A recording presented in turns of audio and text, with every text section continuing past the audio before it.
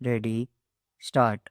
Shri W. H. Khan, learned senior advocate appearing for the appellant in Special Appeal Number 449 of 2011, contended that the order of District Inspector of Schools was liable to be set aside. Full stop.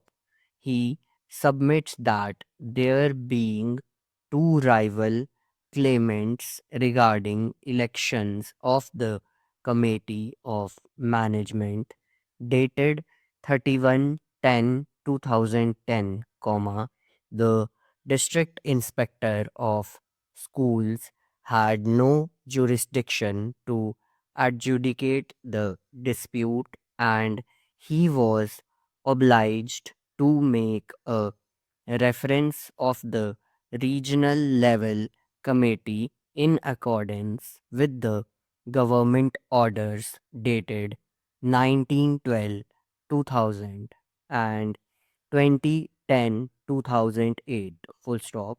He further submits that the order of honorable single judge dated 1/12/2010, by which this court directed the district inspector of schools to re-examine the matter, cannot confer jurisdiction on the district inspector of schools, which was not otherwise available to him, and the district inspector of schools ought to have considered the question as to whether he was competent to decide the dispute, or reference to regional level committee was necessary. Full stop.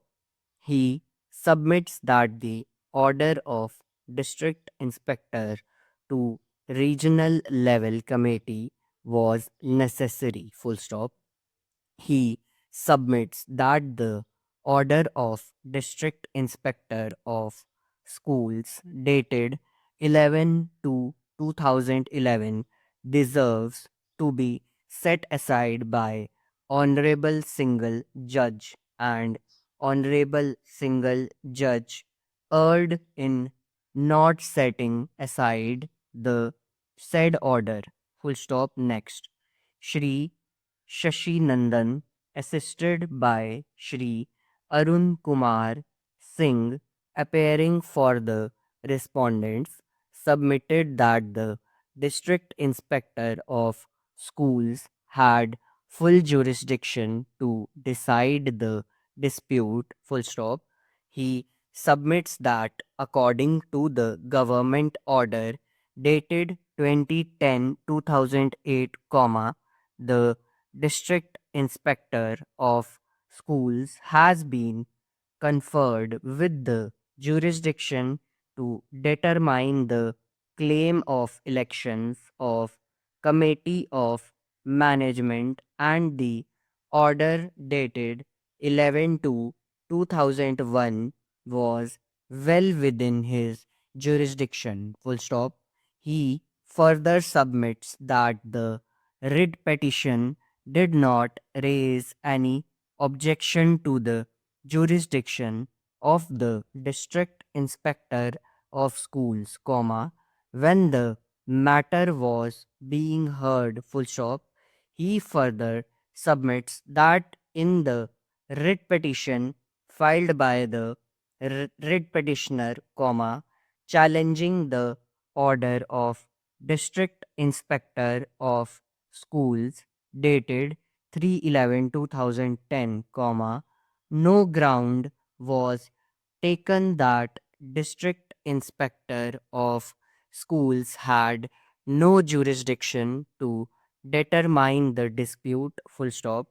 He submits that in view of the directions of this court dated 1/2/2010, the district inspector of schools has to determine the dispute, and writ petitioner is not stopped from challenging the jurisdiction of district inspector of schools full stop.